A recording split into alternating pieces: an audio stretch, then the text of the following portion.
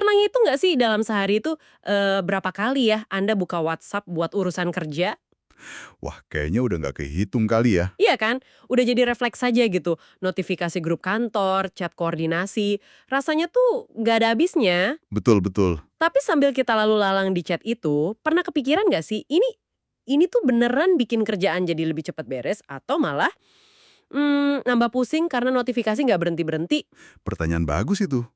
Sering banget kayaknya kita kejebak di situ ya. Nah, kebetulan banget hari ini kita punya bahan diskusi yang menarik nih. Ini semacam rangkuman ya dari deskripsi sebuah webinar. Oh ya, tentang apa tuh? Judulnya mengoptimalkan WhatsApp untuk produktivitas kantor. Sekilas kedengaran biasa aja, tapi kalau dibedah, ini nunjukin gimana aplikasi chat andalan kita sehari-hari. WhatsApp maksudnya ya? WhatsApp ternyata punya peran yang jauh lebih gede di kantor. Lebih dari sekedar buat ngobrol atau kirim-kirim meme gitu. Menarik. Jadi bukan cuma buat personal chat lagi ya? Betul, jadi misi kita kali ini adalah menggali lebih dalam potensinya, tapi juga ranjaunya, maksudnya jebakan penggunaan WhatsApp di lingkungan kerja. Oke. Ini semua berdasarkan apa yang disajikan di materi ini ya. Gimana sih caranya biar WhatsApp nggak cuma jadi, ya kotak obrolan digital biasa, tapi bener-bener jadi alat bantu kerja yang efektif. Oke, mari kita bedah bareng-bareng deh. Oke. Siap. Pengamatan awal tadi pas banget sih. Materi yang kita pegang ini kayaknya langsung menyoroti pergeseran fungsi WhatsApp yang signifikan ya. Signifikan gimana tuh? Ya itu tadi, bukan lagi cuma aplikasi personal, tapi udah jadi, pemain penting lah di kantor. Pemain penting ya? Iya, disebutin di sana, WhatsApp kini banyak dipakai buat kolaborasi tim, buat koordinasi proyek yang butuh cepat bahkan sampai jadi garda depan layanan pelanggan loh di banyak tempat. Wah, layanan pelanggan pakai WhatsApp. Iya, ini kan transformasi yang cukup fundamental ya, dari alat komunikasi pribadi jadi alat kerja beneran. Bener juga sih, udah nggak aneh lagi ya sekarang. Tapi, nah ini dia, ada satu hal yang langsung terasa greget gitu dari paparan ini. Kayak ada semacam jurang pemisah. Jurang pemisah maksudnya? Gini, di satu sisi, potensinya kan gede banget ya, cepat, gampang diakses. Tapi di sisi lain, banyak kantor disebut masih makainya ya gitu-gitu aja. Cuma buat chat biasa gitu. Iya, komunikasi dasar. Tanpa ada, katakanlah, aturan main atau strategi yang jelas di baliknya.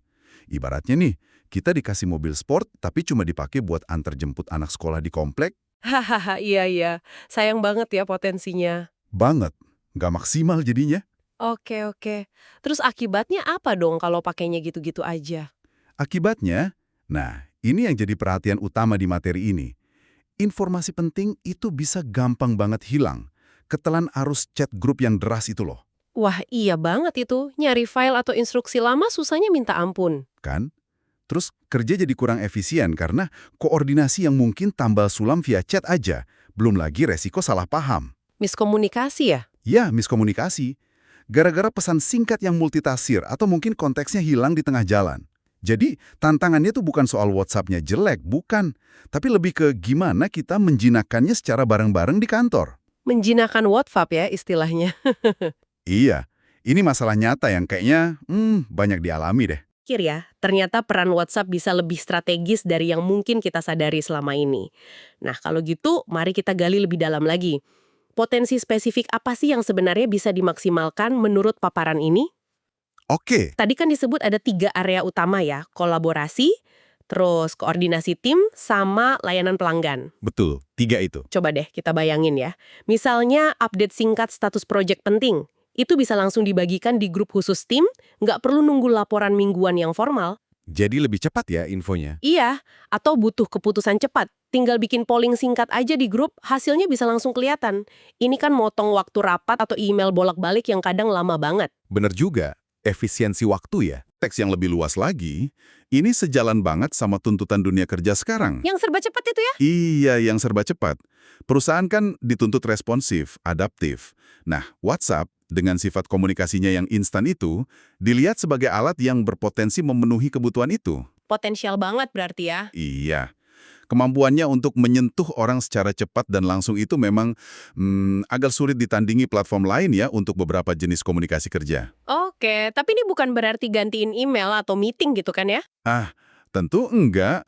Ini lebih ke melengkapi, buat kebutuhan komunikasi yang lebih instan, yang butuh respons cepat, bukan buat semua hal pastinya. Oke, oke, paham. Jadi pelengkap ya. Tapi ya namanya teknologi baru kan, seringkali ada sisi lainnya juga. Nah, iya. Dua sisi mata uang. Kemudahan ini kalau nggak diatur bisa jadi bumerang. Tadi udah disinggung tuh soal informasi tercecer, kerja jadi lambat, resiko miskomunikasi juga. Betul. Coba deh Anda yang lagi dengerin, ingat-ingat lagi. Pernah nggak sih merasa frustrasi banget nyari instruksi penting atau file yang dikirim di grup kantor beberapa hari lalu? Tapi udah tenggelam sama ratusan chat baru. Haha, pasti pernah lah ya. Atau jangan-jangan malah pernah ada salah paham gede gara-gara interpretasi satu dua kata aja di chat WhatsApp. Kayaknya hampir semua pernah ngalamin ini ya. Pasti. Dan ini membawa kita ke pertanyaan mendasar. Kenapa sih masalah kayak gini sering banget terjadi? Kenapa tuh? Nah, materi ini cukup lugas nunjuk biang keladinya. Penggunaan WhatsApp tanpa strategi pengelolaan yang jelas. Itu kuncinya. Tanpa strategi. Iya, itu poin krusial banget. Jadi, fokus masalahnya tuh bukan di aplikasinya, tapi di kebiasaan dan kesepakatan kita bareng-bareng dalam menggunakannya di kantor. Kebiasaan dan kesepakatan ya. Betul. Nggak ada panduan internal, nggak ada etiket yang disepakati bersama, nggak ada pemikiran strategi soal, kapan sih kita pakai WhatsApp, kapan pakai email, kapan harusnya ketemu langsung. Jadinya ya, serampangan gitu.